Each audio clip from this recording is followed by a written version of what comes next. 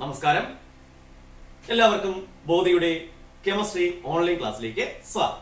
അപ്പൊ നമ്മൾ കഴിഞ്ഞ ദിവസം പറഞ്ഞ് നിർത്തിയത് നമ്മുടെ 3 വാതക നിയമങ്ങൾ പറഞ്ഞായിരുന്നു.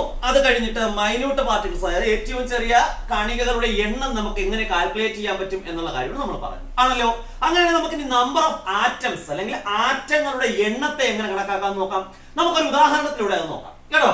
അതായത് കാർബണും ഓക്സിജനും തമ്മിൽ പ്രവർത്തിച്ച് കാർബൺ ഡൈ ഓക്സൈഡ് ഉണ്ടാകുന്ന ഒരു പ്രവർത്തനം C+O2 gives CO2 ആണല്ലോ. ഈ പ്രവർത്തനത്തിൽ ഒരു ആറ്റം കാർബണ് പ്രവർത്തിക്കാൻ എത്ര ആറ്റം ഓക്സിജൻ വേണം? അതായത് ഒരു മോളിക്യൂൾ ഓക്സിജൻ എന്ന് പറഞ്ഞാൽ 2 ആറ്റം ഓക്സിജൻ വേണം ഇല്ലേ? അത് തമ്മിൽ പ്രവർത്തിച്ച് നമുക്ക് എത്ര മോളിക്യൂളാ കിട്ടുന്നത് നോക്കി. ഒരു മോളിക്യൂള് കാർബൺ ഡൈ ഓക്സൈഡ് ആണ് നമുക്ക് ഇല്ലേ? ഒരു ആറ്റം കാർബണും 2 ആറ്റം ഓക്സിജനും തമ്മിൽ പ്രവർത്തിച്ച് ഒരു മോളിക്യൂള് കാർബൺ ഡൈ ഓക്സൈഡ് നമുക്ക് കിട്ടുന്ന ഒരു രാസപ്രവർത്തനം ഞാൻ എടുത്തിരിക്കുന്നു ഇല്ലേ? അപ്പൊ ഇവിടെ 1:2 എന്ന റേഷ്യോയിലാണ് കാർബണും ഓക്സിജനും തമ്മിൽ പ്രവർത്തിക്കുന്നത് ആണല്ലോ. ഒരു ഓക്സിജൻ കാർബണിന് പ്രവർത്തിക്കാൻ എത്ര ഓക്സിജൻ വേണം? 2 ഓക്സിജൻ വേണം. ഓക്കെ, അടുത്ത എന്റെ ചോദ്യം ഇതാണ്. 2 ആറ്റം കാർബണിന് പ്രവർത്തിക്കാൻ, അതായത് ഒരു ആറ്റം കാർബണിന് പ്രവർത്തിക്കാൻ 2 ആറ്റം ഓക്സിജൻ വേണം. അങ്ങനെയാണെങ്കിൽ 2 ആറ്റം കാർബണിന് പ്രവർത്തിക്കാനോ എത്ര ആറ്റം വേണ്ടി വരും? 1ന് 2 ആണെങ്കിൽ 2ന് 4 അല്ലേ വേണ്ടിയത്? അപ്പൊ എത്ര ആറ്റം വേണ്ടി വരും? 4 ആറ്റം കാർബൺ വേണ്ടി, കാർബൺ അല്ല ഓക്സിജൻ വേണ്ടി ഇല്ലേ? അപ്പോ 2 ആറ്റം കാർബണിന് പ്രവർത്തിക്കാൻ 4 ആറ്റം ഓക്സിജൻ വേണം ആണല്ലോ. ഇതിന്റെ ഫലമായിട്ട് എത്ര കാർബൺ ഡൈ ഓക്സൈഡ് കിട്ടും? അത് നമുക്കറിയാം, 2 മോളിക്യൂള് കാർബൺ ഡൈ ഓക്സൈഡ് കണ്ടോ കേട്ടല്ലോ. എത്ര മോളിക്യൂളാണ്? 2 മോളിക്യൂള് കാർബൺ ഡൈ ഓക്സൈഡ് ആണ് നമുക്ക് വേണ്ടി കിട്ടുന്നത് ആണല്ലോ. അങ്ങനെയാണെങ്കിൽ 1000 ആറ്റം കാർബണിന് പ്രവർത്തിക്കാൻ, 1000 ആറ്റം കാർബണിന് പ്രവർത്തിക്കാൻ 1000 ആറ്റം കാർബണിന് പ്രവർത്തിക്കാൻ എത്ര ആറ്റം വേണ്ടി വരും? 2000 ആറ്റം ഓക്സിജൻ വേണ്ടി വരും. കണ്ടോ കണ്ടോ?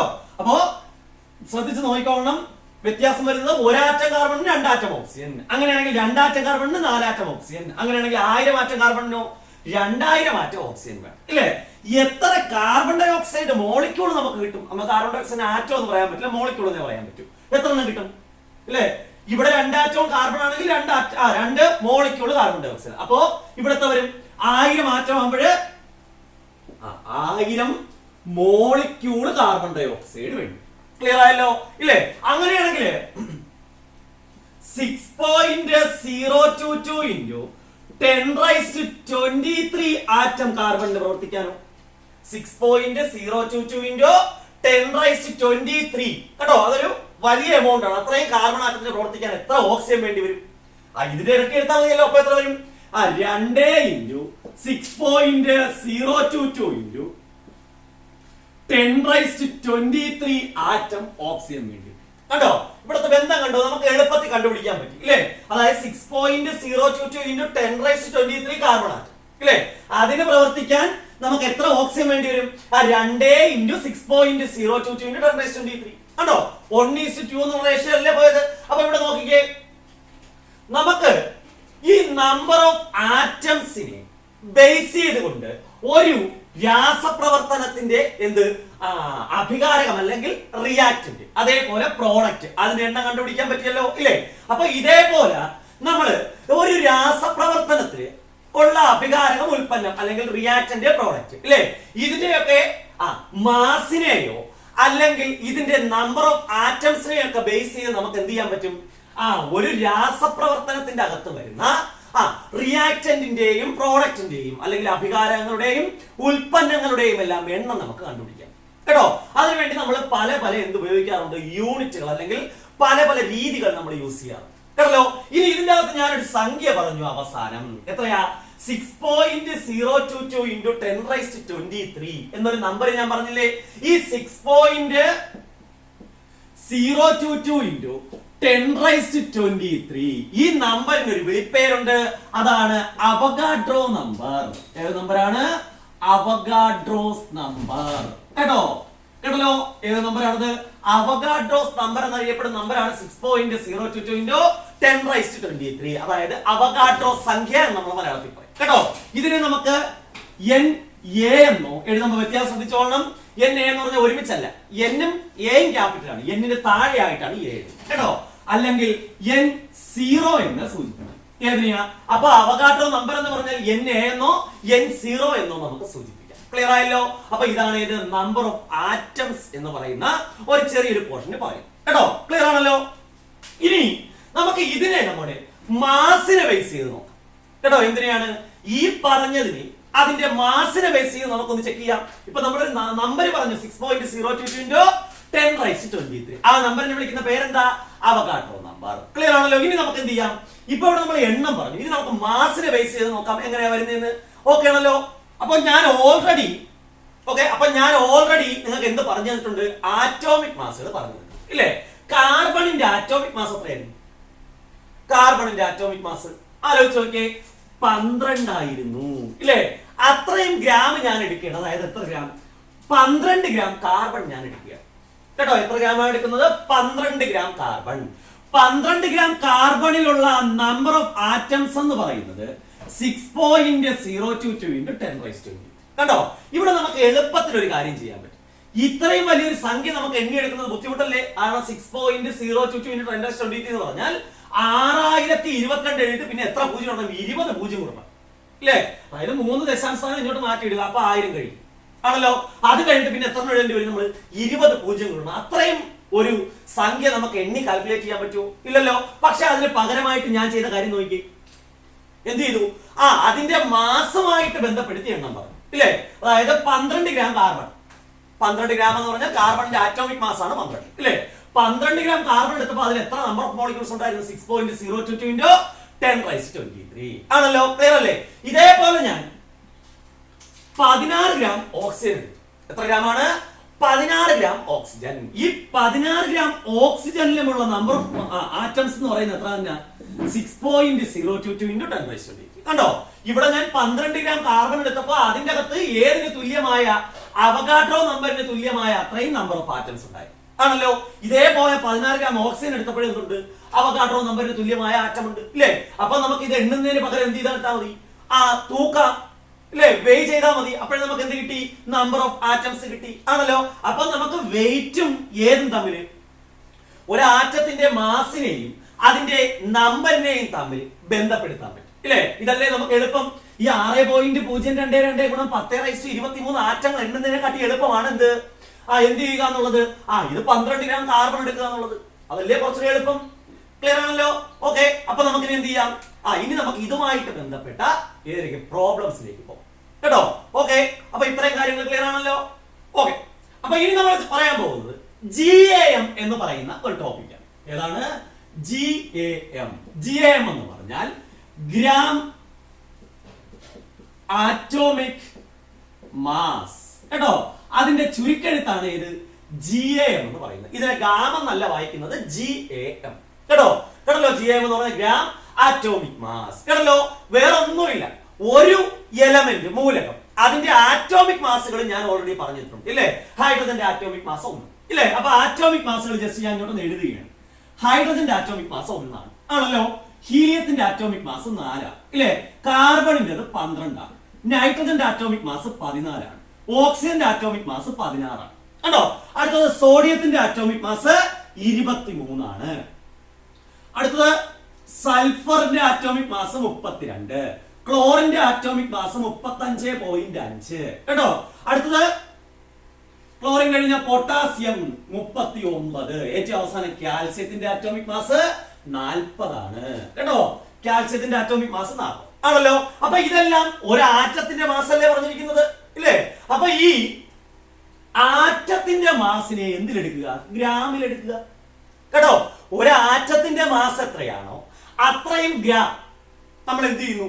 ഭാരം തൂക്കിയെടുക്കും കേട്ടല്ലോ. ഇപ്പൊ ഹൈഡ്രജന്റെ ആറ്റോമിക് മാസ് എത്രയാ? 1 അല്ലേ? അപ്പോ 1 ഗ്രാം ഹൈഡ്രജൻ കണ്ടോ. ഹൈഡ്രജന്റെ ആറ്റോമിക് മാസ് 1 ആണ്. അപ്പൊ എത്ര ഗ്രാം ഹൈഡ്രജൻ ഞാൻ എടുക്കുന്നു? 1 ഗ്രാം ഹൈഡ്രജൻ ആറ്റം എടുക്കുന്നു കേട്ടോ. അപ്പൊ 1 ഗ്രാം ഹൈഡ്രജൻ എന്ന് പറയുന്നത് എന്തിനു തുല്യമായിരിക്കും? അതാണ് 1 GAM ഹൈഡ്രജൻ കണ്ടോ. ഇതേപോലെ കാർബണിന്റെ 1 GAM എന്ന് പറഞ്ഞാലോ, 1 GAM കാർബൺ എന്ന് പറഞ്ഞാൽ എത്ര ഗ്രാം ആയിരിക്കും? അതിന്റെ ആറ്റോമിക് മാസ് നോക്കണം. 12 ഗ്രാം കാർബൺ കണ്ടോ. ഇല്ലേ? ഇനി അടുത്തത് 1 GAM ഓക്സിജൻ എത്ര ഗ്രാം ആയിരിക്കും? ആറ്റോമിക് മാസ് ഇവിടെ എഴുതിയിട്ടുണ്ട് ഞാൻ, ഇല്ലേ? 16. അപ്പൊ എത്ര ഗ്രാം എടുത്താൽ മതി? 16 ഗ്രാം ഓക്സിജൻ ആണ് ഇത് 1 GAM ഓക്സിജൻ എന്നറിയപ്പെടുന്ന. ക്ലിയർ ആയല്ലോ? ക്ലിയർ അല്ലേ? അപ്പൊ GAM എന്ന് പറഞ്ഞു കഴിഞ്ഞാൽ നേരെ ഈ ഫുൾ ഫോമിന് തലവെച്ച് പറഞ്ഞാൽ മതി ഡെഫിനിഷൻ. കേട്ടല്ലോ? അപ്പൊ GAM എന്ന് പറഞ്ഞാൽ എന്തോന്നാണ്?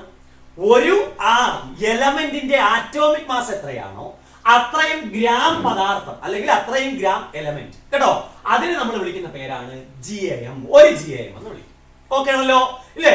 ക്ലിയർ അല്ലേ? അപ്പൊ അതിനെ നമ്മൾ വിളിക്കുന്ന പേര് 1 GAM. ഇനി 1 GAM ഏത് ആറ്റം എടുത്താലും 1 GAM ഏത് ആറ്റം എടുത്താലും അതിന്റെ അകത്തുള്ള നമ്പർ ഓഫ് ആറ്റം എന്ന് പറയുന്നത് 6.022 into 10⁻23 ആയിരിക്കും. എത്രയാണ്?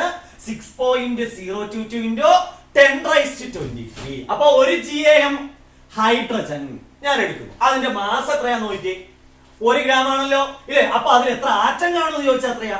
1 GAM ആണെങ്കിൽ അതിന്റെ അകത്തുള്ള ആറ്റങ്ങളുടെ എണ്ണം 6.022 into 10⁻20. തെറ്റല്ലോ ഇത്? അടുത്ത നോക്കിയേ. 1 GAM കാർബൺ എത്ര ഗ്രാമാ? 12 ഗ്രാം. കാരണം ആറ്റോമിക് മാസ് ഇവിടെ കിടപ്പുണ്ട്, ഇല്ലേ? ഈ 12 ഗ്രാം കാർബൺ എടുക്കുമ്പോൾ അതിനകത്ത് എത്ര ആറ്റങ്ങൾ കാണും? 6.022 into 10⁻23 കാർബൺ ആറ്റങ്ങൾ കാണും, ഇല്ലേ? ഇതിനെ തന്നെയല്ലേ നമ്മൾ എന്തെന്ന് വിളിക്കുന്നത്? അവഗാഡ്രോ നമ്പർ, ഇല്ലേ? അപ്പോ 1 GAM ഏതൊരു എലമെന്റ് എടുത്താലും കേട്ടോ അതിന്റെ വെയിറ്റ് എന്ന് പറയുന്നത് അതിന്റെ ആറ്റോമിക് മാസിന് തുല്യമായി, അത്രയും ഗ്രാമായി ആണല്ലോ. അതിന്റെ അകത്തുള്ള ആറ്റങ്ങളുടെ എണ്ണം എത്രയായിരിക്കും? അവഗാഡ്രോ നമ്പറുമായി. ക്ലിയർ ആണല്ലോ? ക്ലിയർ അല്ലേ? അപ്പൊ നമുക്ക് എന്ത് ചെയ്യാം? ഇതിന്റെ കുറച്ച് ക്വസ്റ്റ്യൻസ് ചെയ്തു. Okay okay. അപ്പൊ നമുക്ക് എന്ത് ചെയ്യാം? ഇതുമായിട്ട് ബന്ധപ്പെട്ടിരുന്ന കുറച്ച് കണക്ക് നോക്കാം കേട്ടോ. ഇപ്പൊ ഞാനിവിടെ എഴുതുകയാണ് ഒരു 4 GAM ഓക്സിജൻ. എത്ര GAM ആണ്? 4 GAM. ഇനി ഒരു കാര്യം ഓർക്കണം, GAM എന്ന് പറയുന്നത് ആർക്ക് മാത്രം ബാധകമുള്ളതാണ്? ആറ്റങ്ങൾക്ക് മാത്രം ബാധകം കേട്ടോ. ഇത് ആർക്ക് ബാധകമല്ല? മോളിക്യൂൾസിനെ ഒരിക്കലും നമ്മൾ എന്തിന് പറയാറില്ല? GAM പറയാറില്ല. എന്തിന് മാത്രമേ നമ്മൾ GAM പറയൂ? ആറ്റങ്ങളെ മാത്രമേ നമ്മൾ എന്തിന് പറയൂ? GAM എന്ന് പറയുന്ന ഒരു യൂണിറ്റ് ഉപയോഗിച്ച് പറയും ആണല്ലോ. അപ്പൊ നമുക്ക് ഫസ്റ്റ് നോക്കുന്നത് 4 GAM ഓക്സിജൻ, ഇല്ലേ? അപ്പൊ ഇതിന്റെ അകത്ത് കണ്ടുപിടിക്കാനുള്ള സാധനങ്ങൾ ഇതിന്റെ മാസ് എത്രയാണെന്നാണ് ചോദ്യം ആണല്ലോ. അപ്പൊ GAM തന്നിരുന്നാൽ മാസ് കണ്ടുപിടിക്കാൻ സിമ്പിൾ ആണ് കേട്ടോ. എത്രയാ GAM എന്ന് നോക്കുക. എത്ര GAM? 4 അല്ലേ? അപ്പൊ 1 GAM എന്ന് പറഞ്ഞാൽ അതിന്റെ എന്തിന് തുല്യമാണ്? അതിന്റെ ആറ്റോമിക് മാസ് ഗ്രാമിൽ എടുക്കുന്നതിന് തുല്യം. ഇവിടെ ഇപ്പൊ എത്ര GAM? 4 GAM. അപ്പൊ എന്ത് ചെയ്യുക? എത്ര GAM ഉണ്ടെന്ന് നോക്കുക. 4 GAM അല്ലേ ഉള്ളത്? അപ്പൊ 4 ഇൻറ്റു ഇനി എത്രയാ ഓക്സിജന്റെ ആറ്റോമിക് മാസ് എന്ന് നോക്കുക. 16 അല്ലേ?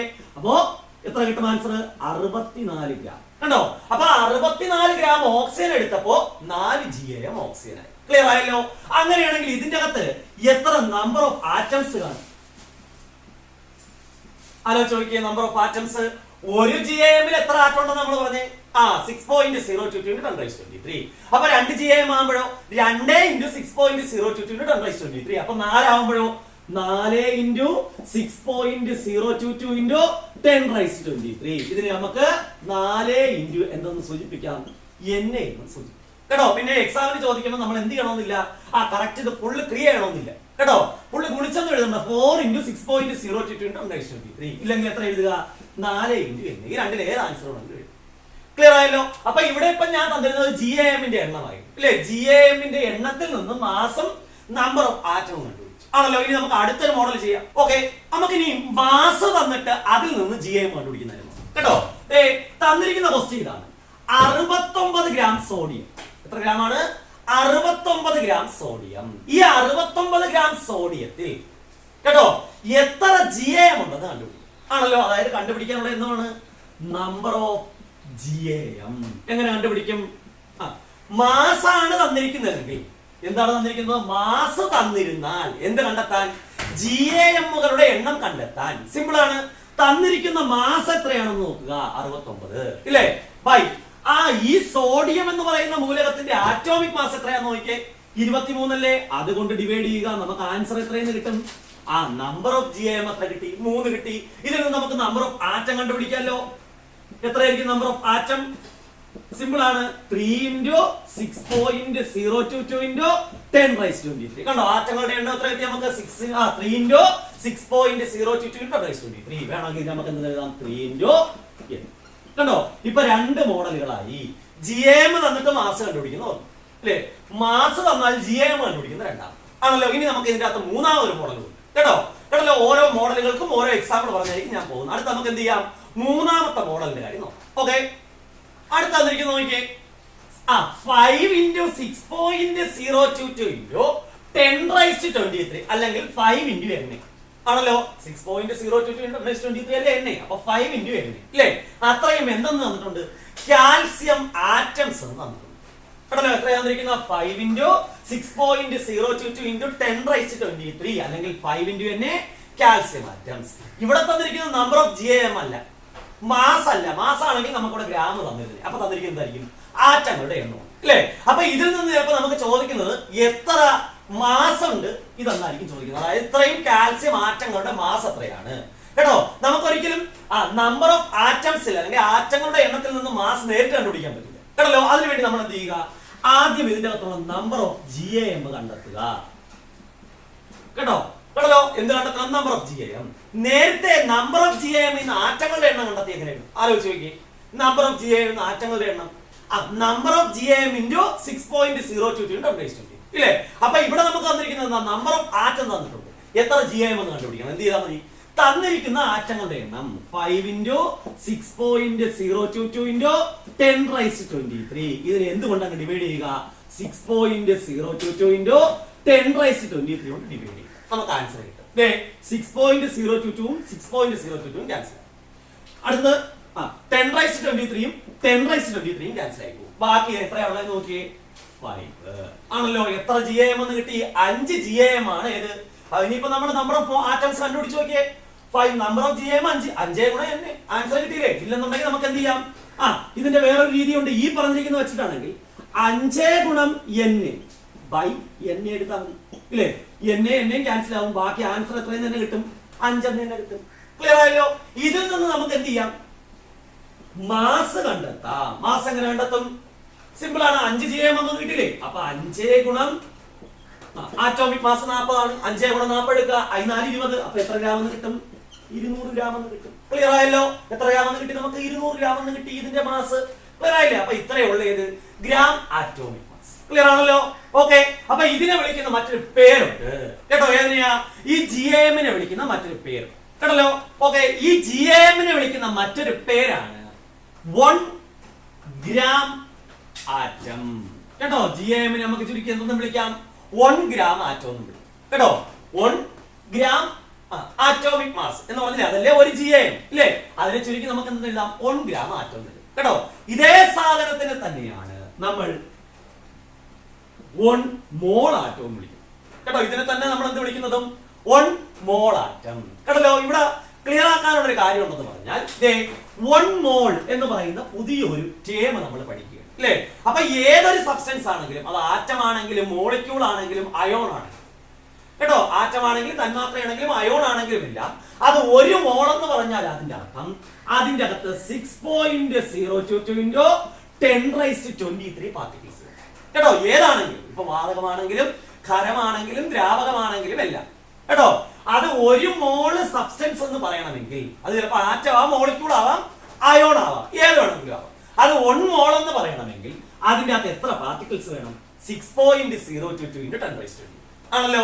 ഇത്രയും പാർട്ടിക്കിൾസ് തന്നെയല്ലേ ഏതിന്റെ അകത്തുള്ളത്, ഒരു GAM ന്റെ അകത്തുള്ളത് ഇല്ലേ? ഒരു GAM ന്റെ അകത്ത് എത്ര പാർട്ടിക്കിൾസ് കാണും, എത്ര ആറ്റം കാണും, 6.022 × 10⁻23 ആറ്റംസ് കാണും. ക്ലിയർ അല്ലേ? അപ്പൊ ഈ 6.022 × 10⁻23 എന്ന് പറയുന്നതാണ് 1 മോള് ഇല്ലേ? ഇവിടെ നമ്മൾ പറഞ്ഞ ആറ്റത്തിന്റെ കാര്യമല്ലേ ആണല്ലോ. അപ്പൊ 1 മോൾ ആറ്റം എന്ന് പറഞ്ഞാൽ അതിന്റെ തുല്യമാണ് ഒരു GAM ന് തുല്യം. ക്ലിയർ ആണല്ലോ? ഒരു GAM ന്റെ അകത്ത് എത്ര ആറ്റം കാണുമെന്ന് ചോദിച്ചാൽ എത്രയാ, 6.022 × 10⁻23. ഇനി 1 മോളിന്റെ അകത്ത് എത്ര ആറ്റം കാണും, 1 മോൾ ആറ്റത്തിന്റെ അകത്ത് എത്ര ആറ്റം കാണുമെന്ന് ചോദിച്ചാൽ 6.022 × 10⁻20. ക്ലിയർ ആണല്ലോ? അപ്പോ GAM-ഉമായിട്ട് ബന്ധപ്പെട്ട 3 മോഡൽ ക്വസ്റ്റ്യൻസ് കഴിഞ്ഞു. ഓക്കെ, ഇനി നമുക്ക് എന്ത് ചെയ്യാം, അടുത്തത് ഒരു മോളിക്യൂളിന്റെ മാസ് എങ്ങനെ കണ്ടുപിടിക്കുന്നു. ഓക്കെ, അപ്പൊ ഇനി നമുക്ക് എന്ത് ചെയ്യാം, മോളിക്കുലാർ മാസിനെ കുറിച്ച് നോക്കാം. ആ പേര് തന്നെ കിടപ്പുണ്ട്, തന്മാത്രാ ഭാരം കേട്ടോ. നേരത്തെ ആറ്റോമിക് മാസ് ആയിരുന്നു ആറ്റത്തിന്റെ ഭാരം. ഇവിടെ ഏതിന്റെ ഭാരമാവും, ഒരു തന്മാത്രയുടെ ഭാരം. ഓക്കെ, അതെങ്ങനെ വരുന്നത് നമുക്ക് നോക്കാം.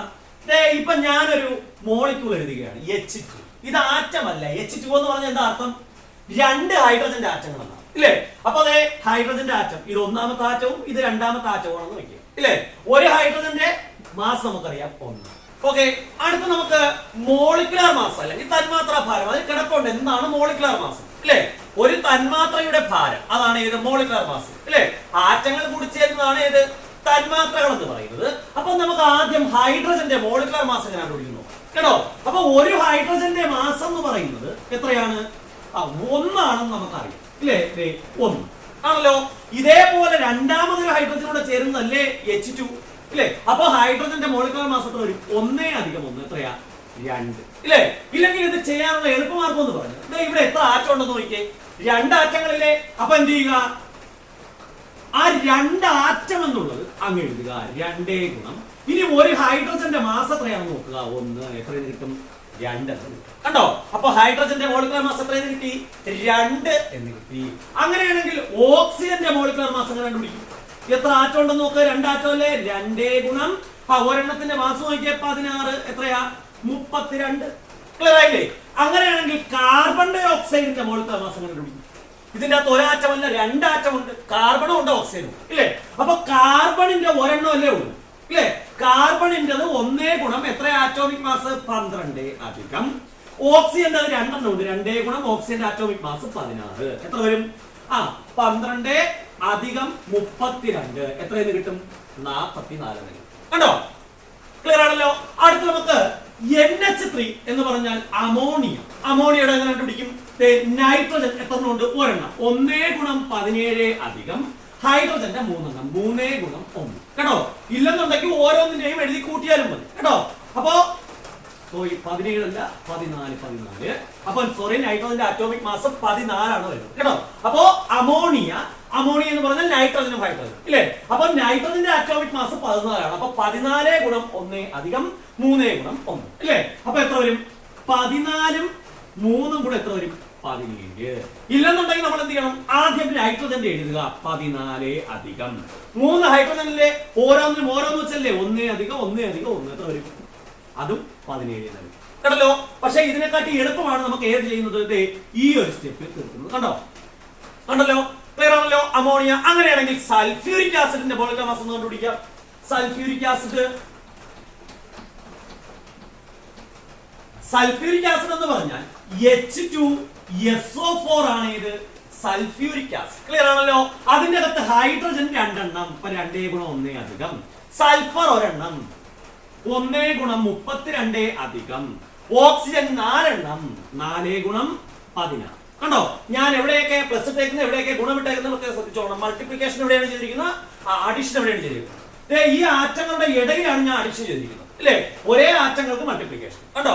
ഹൈഡ്രജൻ 2 അപ്പൊ 2 ഗുണം 1. അടുത്ത സൾഫർ വേറെയാണ്. അപ്പൊ അധികം 1 ഗുണം 32 അധികം 4 ഗുണം 16. ക്ലിയർ ആണല്ലോ. മൊത്തത്തിൽ കൂട്ടിക്കേ. 2 അധികം 32 അധികം 64. ടോട്ടൽ ആൻസർ 98 എന്ന് കിട്ടും. Sulphuric acid. കണ്ടോ? ഇനി മിക്കവാറും എക്സാമിന് നമുക്ക് ആറ്റോമിക് മാസുകൾ തന്നിരിക്കും. ക്ലിയർ ആണല്ലോ. എന്ത് തന്നിരിക്കും? ആറ്റോമിക് മാസുകൾ തന്നിരിക്കും. അല്ലെങ്കിൽ കേട്ടോ നമുക്ക് ഏത് തന്നിരിക്കും? മോളിക്കുലാർ മാസ് തന്നിരിക്കും കേട്ടോ. ഇതിൽ ഏതെങ്കിലും ഒരെണ്ണം നമുക്ക് തന്നിരിക്കും പൊതുവെ. എന്നാൽ നമ്മൾ എന്ത് ചെയ്യണം? ഇത്രയും ആറ്റോമിക് മാസുകൾ പഠിച്ചിരിക്കണം. പൊതുവെ നമ്മുടെ എക്സാമിന് ചോദിക്കുന്ന ആറ്റോമിക് മാസുകൾ ഇത്ര എണ്ണത്തിന് കേട്ടോ. ക്ലിയർ ആണല്ലോ. ഓക്കെ അല്ലേ? അപ്പൊ നമുക്ക് ഇനി എന്ത് ചെയ്യാം? അടുത്ത പോർഷനിലേക്ക് പോകാം. ഓക്കെ. അടുത്ത നമുക്ക് GMM എന്താണെന്ന് നോക്കാം. GMM ഇതിന്റെ ഫുൾ ഫോം എടുക്കുമ്പോൾ നമുക്ക് എന്താണെന്ന് കിട്ടും കേട്ടോ. Gram molecular mass. കണ്ടോ? Gram molecular mass. അതിനെയാണ് നമ്മൾ എന്തെന്ന് വിളിക്കുന്നത്? GMM ഇല്ലേ? അതെന്താണെന്ന് അറിയാൻ വേണ്ടി എളുപ്പമാണ്. ഇതിന് നേരെ തിരിച്ച് നമ്മൾ പറഞ്ഞാൽ മതി.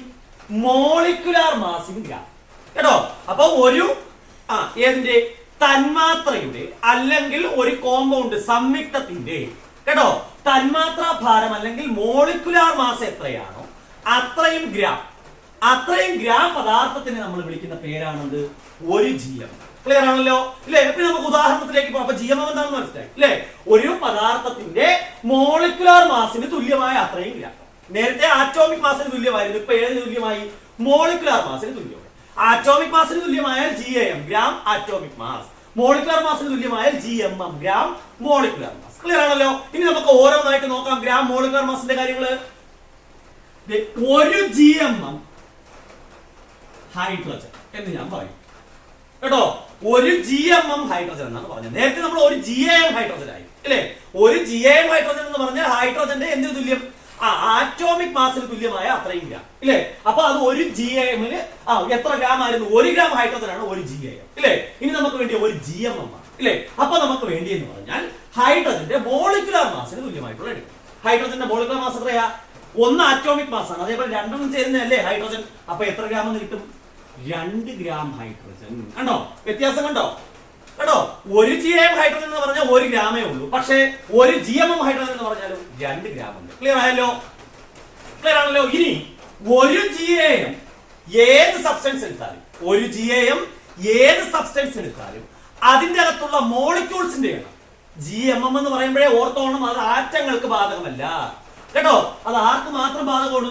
മോളിക്യൂൾസിന് മാത്രം ബാധകം. GAM എന്ന് പറയുമ്പോൾ ആലോചിച്ച് നോക്കിയേ, ഏതിനില്ല? മോളിക്യൂൾസിനില്ല, ആറ്റങ്ങൾക്ക് മാത്രമേ ഉള്ളൂ കേട്ടോ. അപ്പൊ GAM എന്ന് പറഞ്ഞാൽ ആറ്റങ്ങളെ സംബന്ധിക്കുന്നത്, അപ്പൊ GMM എന്ന് പറയുന്നത് മോളിക്യൂൾസിനെ സംബന്ധിക്കും കേട്ടോ. അപ്പൊ 2 ഗ്രാം ഹൈഡ്രജൻ എടുക്കുമ്പോൾ ഒരു GMM ഹൈഡ്രജൻ ഇല്ലേ? ഇനി ഒരു GMM ഏത് മോളിക്യൂൾ എടുത്താലും അതിന്റെ അകത്തുള്ള മോളിക്യൂൾസിന്റെ എണ്ണം എന്ന് പറയുന്നത് 6.022 into 10⁻23 മോളിക്യൂൾസ് ആയി. അതായത് എന്തിനു തുല്യം? അവഗാഡ്രോ നമ്പറിന് തുല്യമായ അത്രയും മോളിക്യൂൾസ്. കണ്ടല്ലോ?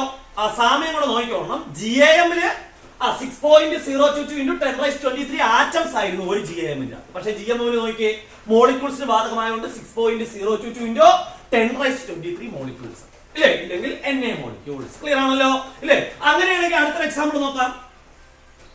ഒരു GMM വാട്ടർ, അതിന്റെ മാസ് എത്രയായിരിക്കും? അപ്പോൾ നമ്മൾ ആദ്യം എന്ത് കണ്ടുപിടിക്കണം?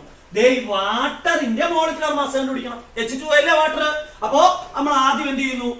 H2O മോളിക്കുലർ മാസ് കണ്ടുപിടിക്കും ഇല്ലേ? എങ്ങനെ കണ്ടുപിടിക്കും?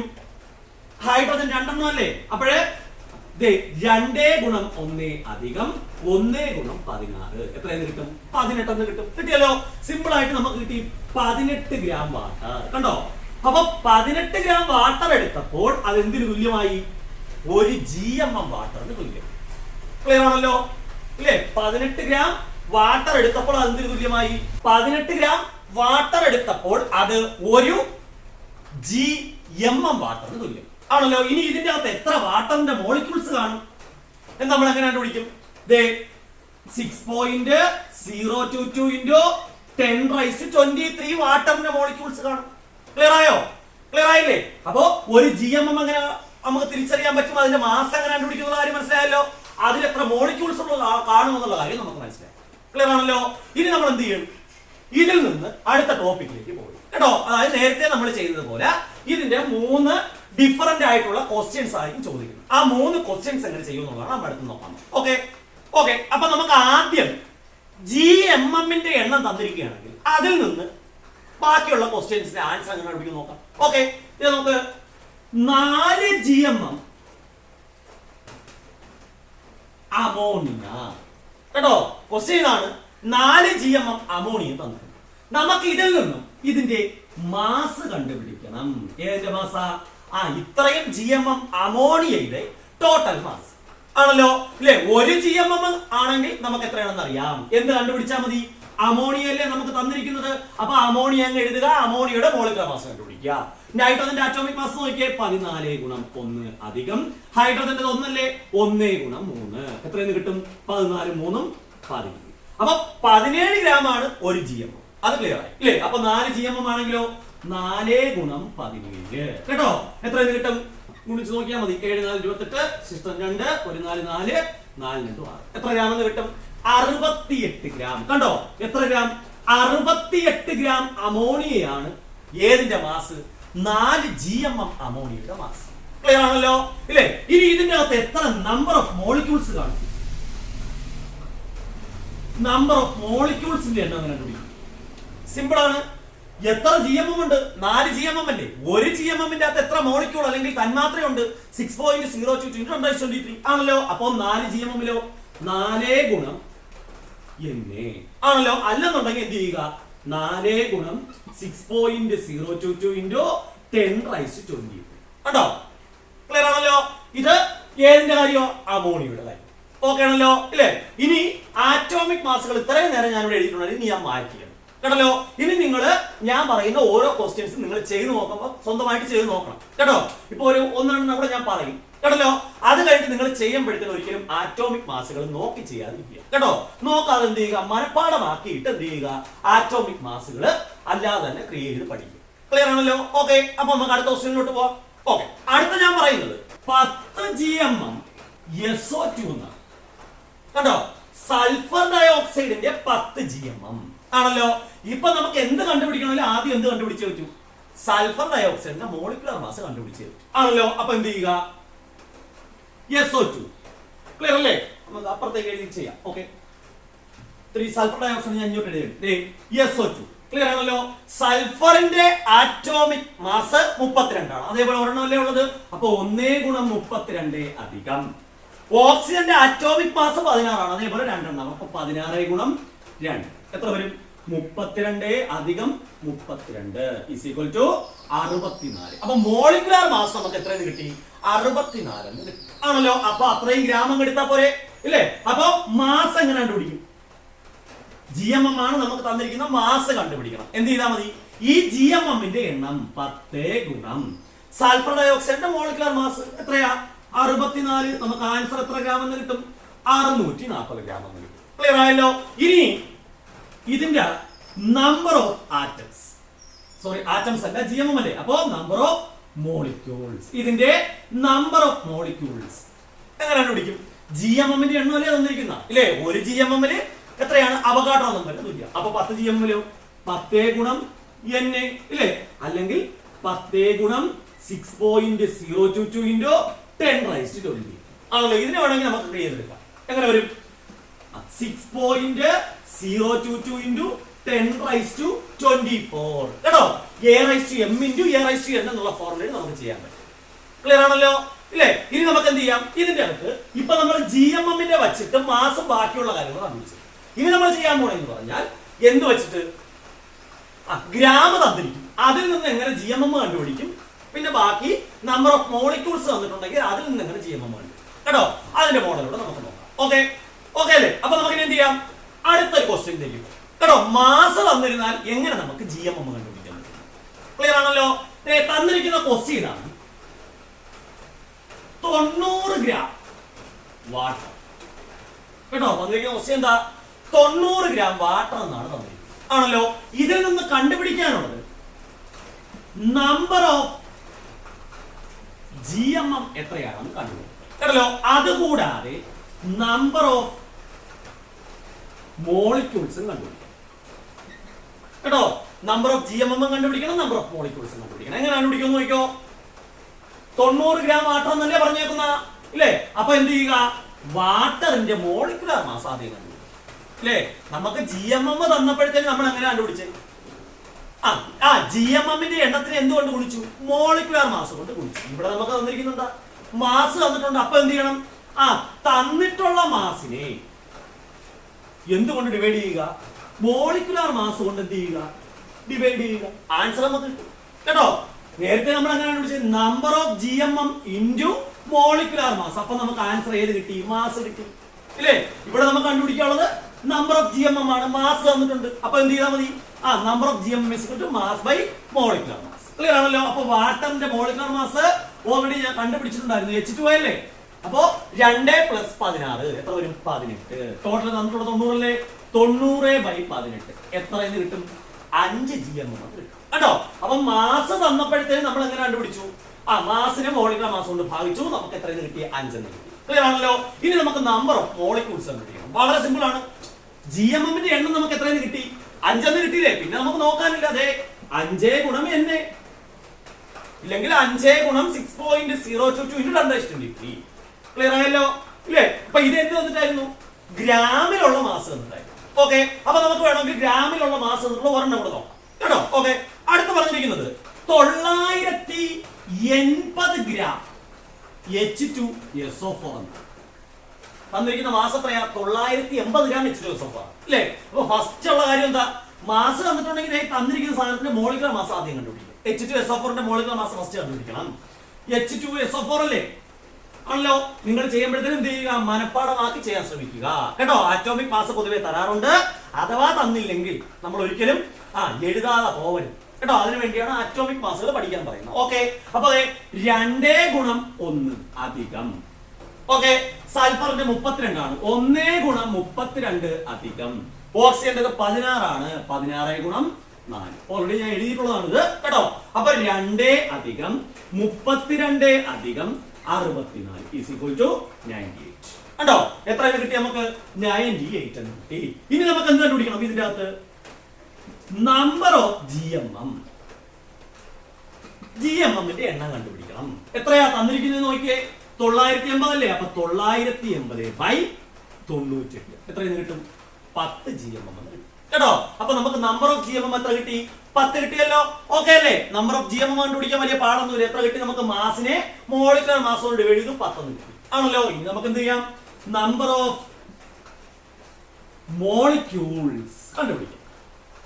കാരണം GMM കണ്ടുപിടിച്ചാൽ പിന്നെ ആറ്റമില്ല, ഏതേ ഉള്ളൂ, മോളിക്യൂൾസേ ഉള്ളൂ. ക്ലിയർ ആണല്ലോ? 10 അല്ലേ ഉള്ളത്? 10 ഗുണം NA ഇല്ലെങ്കിൽ 10 ഗുണം 6.022 into 10⁻23. ക്ലിയർ ആയല്ലോ? ക്ലിയർ അല്ലേ? അപ്പൊ ഇവിടെ നമ്മൾ മാസ് തന്നിട്ട് എന്ത് കണ്ടുപിടിച്ചു? Number of GMM number of molecules കണ്ടുപിടിച്ചു. ഓക്കെ ആണല്ലോ? ക്ലിയർ ആണല്ലോ ഇല്ലേ? ഇനി നമുക്ക് അടുത്ത് എന്ത് ചെയ്യാം? നമ്പർ ഓഫ് മോളിക്യൂൾസ് തന്നിരുന്നാൽ അതിൽ നിന്ന് GMM കണ്ടുപിടിക്കും. ഓക്കെ ആണല്ലോ? ഓക്കെ, അപ്പൊ എനിക്ക് തന്നിരിക്കുന്ന അടുത്ത ക്വസ്റ്റ്യൻ എനിക്ക് തന്നിരിക്കുന്ന ക്വസ്റ്റ്യൻ 6.022 into 10⁻23 കേട്ടോ മോളിക്യൂൾസ് ഓഫ്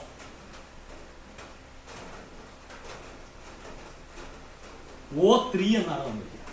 എത്രയാ? 6.022 into 10⁻23 molecules of O3 ozone എന്നാണ് തന്നിരിക്കുന്നത് ആണല്ലോ. എനിക്ക് ഇതിന്റെ അകത്ത് എത്ര മോളിക്യൂൾസ് ഉണ്ടെന്ന് തന്നിട്ടുണ്ട്. എനിക്ക് എന്ത് കണ്ടുപിടിക്കണം? ഇതിന്റെ മാസ് എത്രയാണെന്ന് കണ്ടെത്തണം കേട്ടോ. എനിക്ക് ഇത് കൂടാതെ ഇതിന്റെ അകത്ത് എത്ര GMM ഉണ്ടെന്ന് കണ്ടെത്തണം. ഒരിക്കലും മാസ് നമുക്ക് ഏതിൽ നിന്ന് നേരിട്ട് കണ്ടെത്താൻ പറ്റൂല. ഇതിന്റെ അകത്ത് നേരിട്ട് കണ്ടെത്താൻ പറ്റും കേട്ടല്ലോ. നമ്മളപ്പോ ആദ്യം എന്ത് കണ്ടുപിടിക്കണം? എത്ര GMM ഉണ്ടെന്ന് കണ്ടെത്തണം. ഓക്കെ, അതെങ്ങനെ കണ്ടുപിടിക്കുമെന്ന് നോക്കാം. ക്ലിയർ ആണല്ലോ കാര്യങ്ങള്? ഓക്കെ ഓക്കെ, അപ്പൊ നമുക്ക് തന്നിരിക്കുന്നത് എത്രയാ? 6.022 into 10⁻23 മോളിക്യൂൾസ് ഓഫ് ഓസോൺ എന്നാണ് തന്നിരിക്കുന്നത്. O3 ഇല്ലേ? നമുക്ക് അതിന്റെ മാസം കണ്ടുപിടിക്കണം, GMM കണ്ടുപിടിക്കണം. എങ്ങനെയാണ്? എത്ര GMM ആണെന്ന് ആദ്യം കണ്ടുപിടിച്ചാലേ നമുക്ക് എന്ത് ചെയ്യാൻ പറ്റൂ? മാസ് കണ്ടുപിടിക്കാൻ പറ്റൂ. ഒരിക്കലും നേരിട്ട് മോളിക്യൂൾസിന്റെ എണ്ണത്തിൽ നിന്ന് നമുക്ക് എന്തിലെത്താൻ പറ്റില്ല? മാസിലേക്ക് എത്താൻ പറ്റില്ല കേട്ടോ. ഇവര് തമ്മിൽ മാത്രമേ ഡയറക്റ്റ് ബന്ധമുള്ളൂ. GMM ആരും നമ്പർ ഓഫ് മോളിക്യൂൾസും അല്ലെങ്കിൽ മാസും GMM തമ്മിലേ ബന്ധമുള്ളൂ. അപ്പോൾ നമ്മൾ ആദ്യം എന്ത് ചെയ്യണം?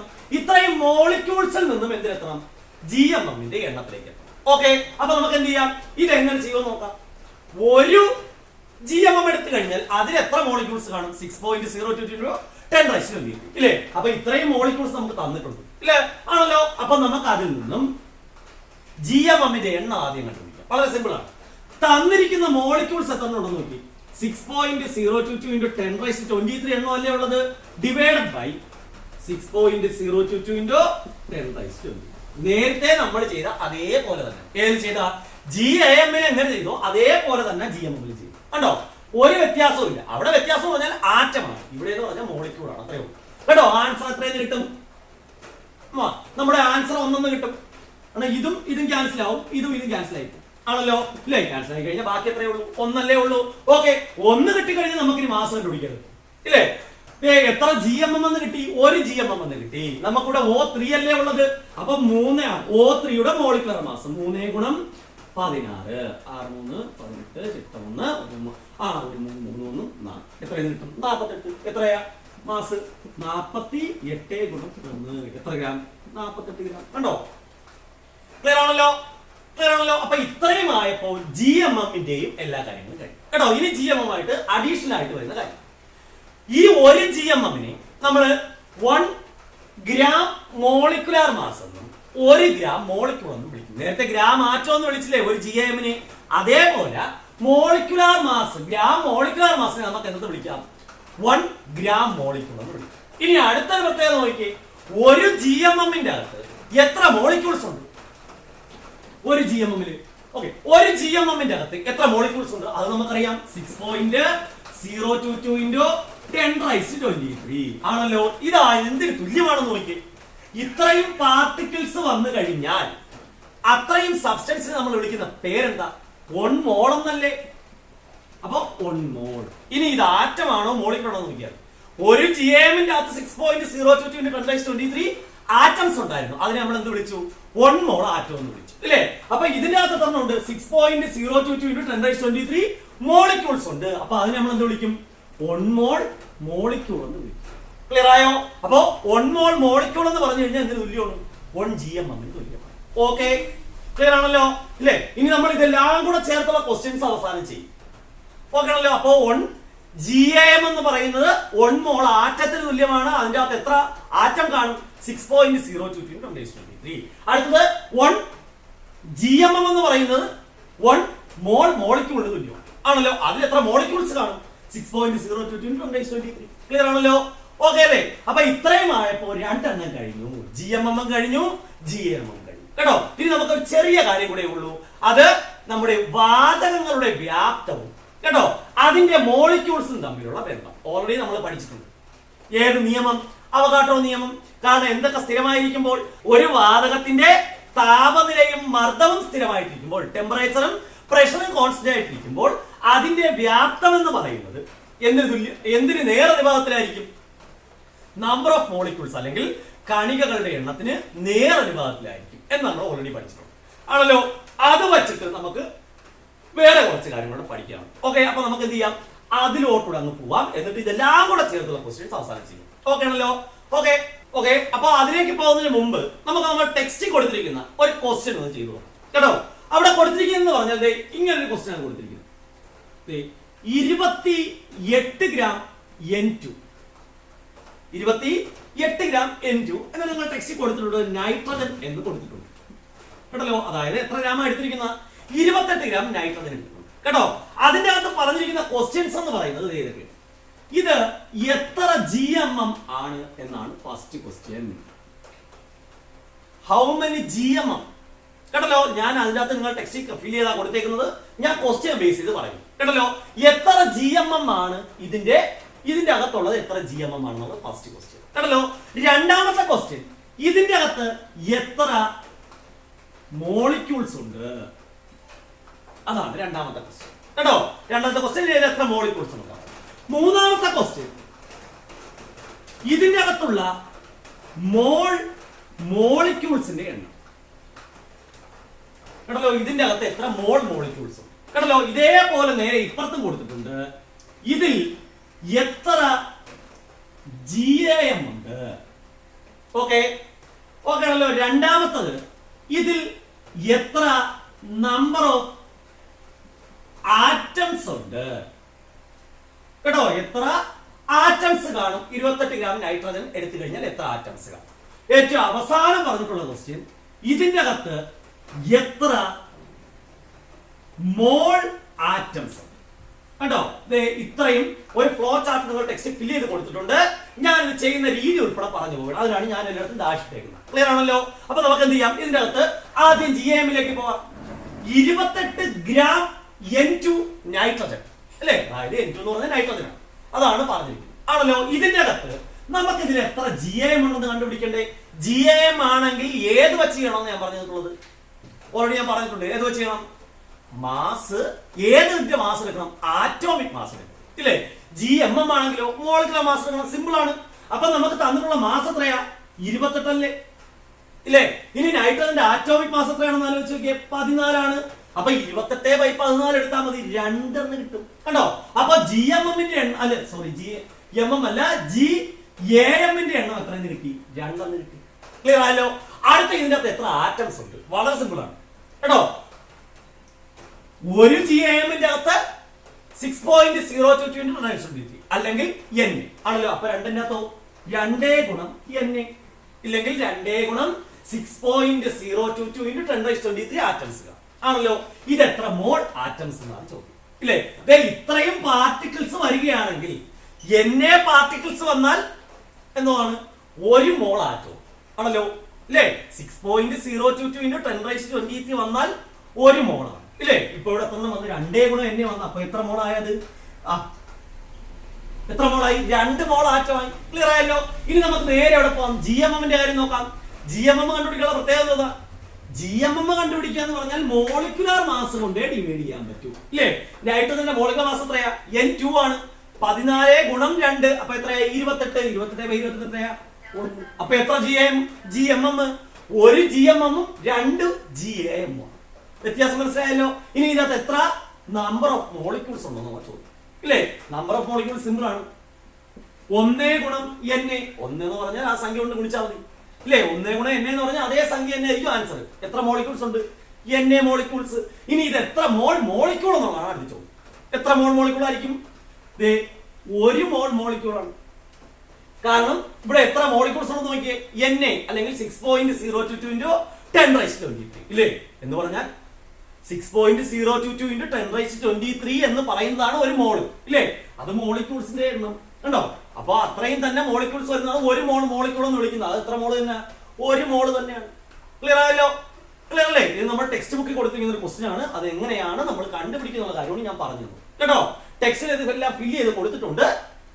പക്ഷെ ഞാനിപ്പോ എന്ത് ചെയ്തു? എല്ലാം ഡാഷ് ഇട്ട് എങ്ങനെ കണ്ടുപിടിക്കും എന്നുള്ള കാര്യങ്ങൾ പറഞ്ഞു. ഓക്കെ ആണല്ലോ. ഇനി നമുക്ക് എന്ത് ചെയ്യാം? നമുക്ക് ഏറ്റവും അവസാനത്തെ ഒരു ചെറിയൊരു ടോപ്പിക്കും കേട്ടോ. അതിൽ നിന്നും നമുക്ക് ഇതേപോലത്തെ ഒരു ഫ്ലോ ചാർട്ട് ഫില്ല് ചെയ്യുന്ന എക്സാമിന് പൊതുവെ ചോദിക്കാറ് കേട്ടല്ലോ. അപ്പൊ അതുകൂടെ കഴിഞ്ഞിട്ട് നമുക്ക് എന്ത് ചെയ്യാം? ഇതിന്റെ ബാക്കിയുള്ള ക്വസ്റ്റ്യൻസ് വർക്ക് ചെയ്യാം. ഓക്കെ ആണല്ലോ. അപ്പൊ നമുക്ക് എന്ത് ചെയ്യാം? അടുത്ത ഏതാണ് വരുന്നതെന്ന് ചോദിച്ചു കഴിഞ്ഞാൽ ഞാൻ ഓൾറെഡി പറഞ്ഞു കഴിഞ്ഞു എന്താണ് വരുന്നതെന്ന്. ഒരു ഗ്യാസിന്റെ വോളിയവും അതിന്റെ മോളും തമ്മിലുള്ള ബന്ധം. ഒരു ഗ്യാസിന്റെ വോളിയവും അതിന്റെ മോളും തമ്മിലുള്ള ബന്ധമാണ് നമ്മൾ അടുത്ത് പറയാൻ. ഓക്കെ ആണല്ലോ. ഓക്കെ. അപ്പൊ നമുക്ക് വോളിയം അല്ലെങ്കിൽ വ്യാപ്തവും മോളും തമ്മിലുള്ള ബന്ധം നോക്കാം കേട്ടോ. ഏതൊക്കെ തമ്മിലുള്ള ബന്ധം നമ്മൾ നോക്കുന്നത്? ഒരു ഗ്യാസിന്റെ വോളിയവും അതിന്റെ മോൾ എന്ന് പറഞ്ഞാൽ എത്ര മോള്, അല്ലെങ്കിൽ നമ്മൾ ഓൾറെഡി മോൾ നമ്മൾ പറഞ്ഞിട്ടുണ്ട്, ഇല്ലേ?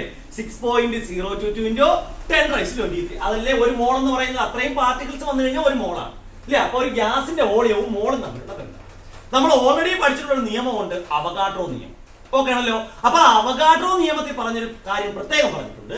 At constant temperature and pressure, അല്ലേ? പറഞ്ഞ കാര്യം എന്താ? ഒരു വാതകം അതിന്റെ ടെമ്പറേച്ചറും പ്രഷറും, അതായത് താപനിലയും മർദ്ദവും സ്ഥിരമായിട്ടിരുന്നാൽ അതിന്റെ വോളിയം നമ്പർ ഓഫ് മോളിക്യൂൾസ് അല്ലെങ്കിൽ അതിന്റെ വ്യാപ്തം അതിന്റെ കണികകളുടെ എണ്ണത്തിന് നേരനുപാതത്തിലായിരിക്കും എന്ന് പറഞ്ഞു. ക്ലിയർ ആണല്ലോ. ഇപ്പൊ ഞാനിപ്പോ ഒരു എക്സാമ്പിൾ പറയുകയാണ് കേട്ടോ. ഓക്കെ, ഒരു എക്സാമ്പിൾ ഞാൻ പറയുകയാണ്.